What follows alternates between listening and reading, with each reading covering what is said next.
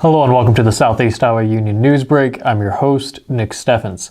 Getting into today's top stories, the Washington Great Places Committee will hold a meeting Thursday to give the public background and a chance to ask questions of the group, which was recently recognized by the city after winning designation from the state.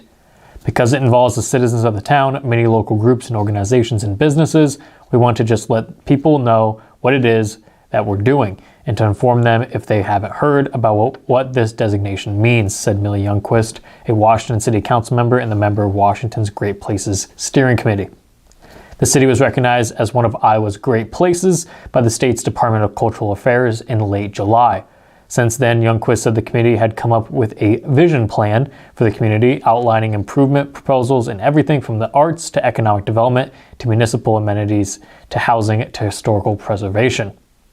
Those proposals would mostly be carried out by local governments and groups, with the committee serving more of an advisory role, according to Youngquist. The meeting is scheduled for 7 p.m. Thursday, October 20th at the Washington Public Library. Youngquist said getting people in the loop was a committee priority. A group of psychology and digital media design Iowa Wesleyan students created a national award-winning video documentary for World Water Day.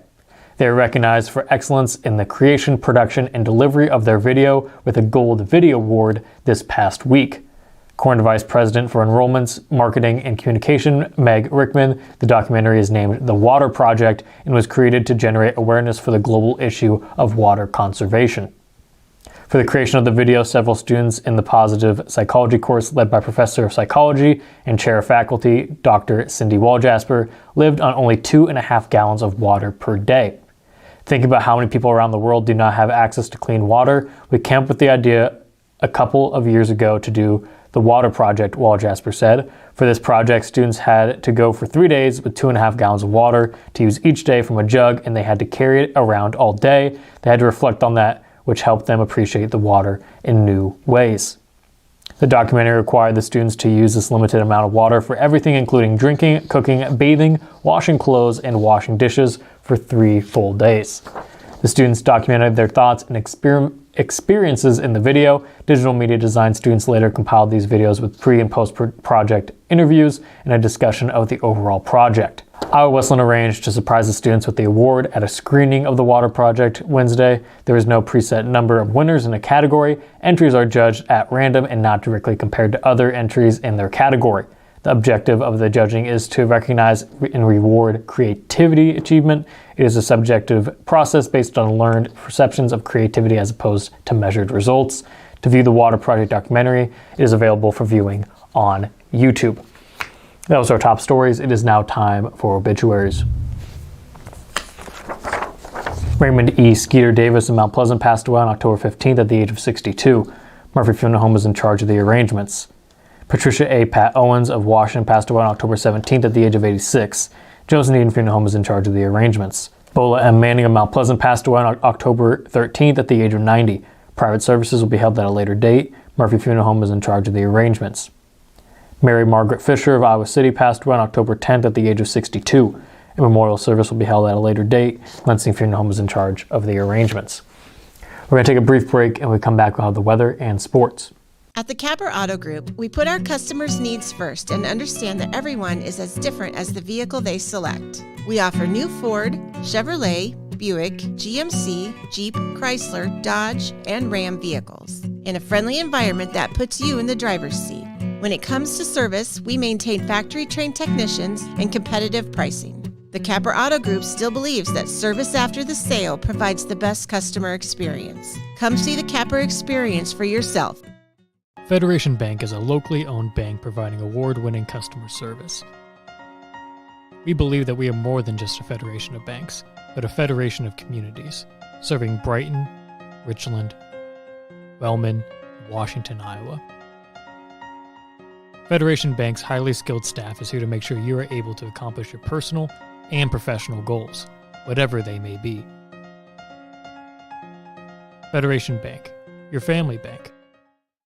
Hospice isn't a place, it's a type of care that focuses on living. Servicing a 7-county area, the Hospice of Washington County staff of nurses, social work, hospice aides, spiritual and grief support, volunteers, music and massage therapists are able to provide free end-of-life care where the patient lives.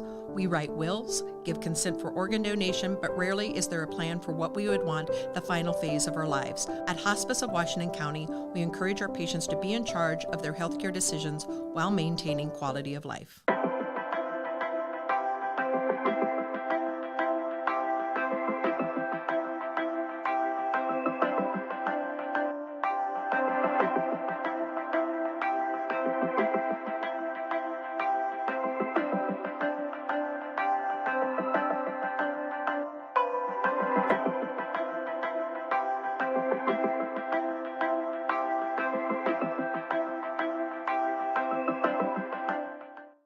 Since 1905, Kelowna Cooperative Technology Company has helped our community stay connected with the latest advancements in clear, dependable telecommunications services. KCTC provides rural Iowans with access to high-speed fiber internet, as well as phone, television, computer repair, and cybersecurity solutions.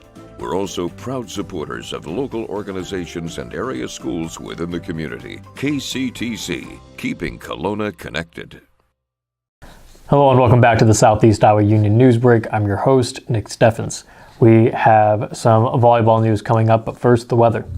The weather is brought to you by Jacqueline Areola, LLC. Come visit Jackie in her new location downtown.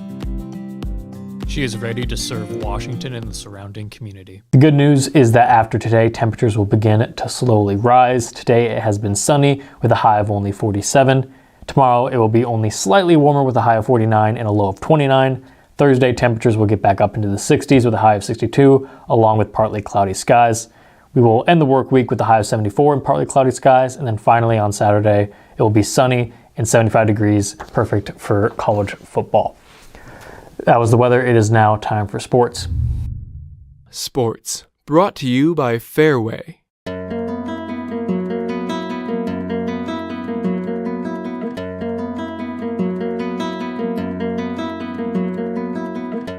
The number 11 Mid-Prairie Golden Hawk volleyball team left no doubt on Monday night at home. The Golden Hawks put together a dominant 3 sets in the Class 3A regional quarterfinal, downing Washington 25-6, 25-15, and 25-5 to complete the sweep.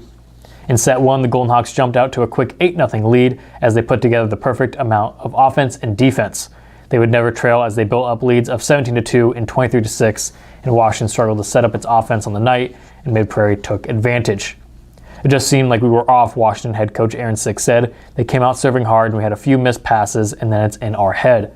In the second set of the night, the two teams were tight through the wee stages. A pair of aces put the Golden Hawks up 4-1 early, but the Demons rattled off 3 straight to tie it.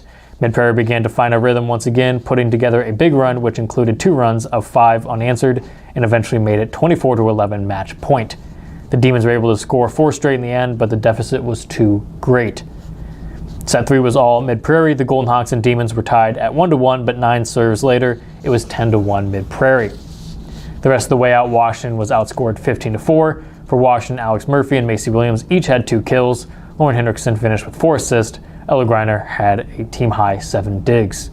The Demons end their season at 9-23, while Mid-Prairie advances to the regional semifinals against Davis County, who is 25-14. The Mustangs come in off a sweep of Central Lee. Mid-Prairie and Davis County will meet at 7 p.m. Wednesday, the Golden Hawks' home floor. That was the news for Southeast Iowa. I've been your host, Nick Steffens. This is the Southeast Iowa Union News Break, and I will see you next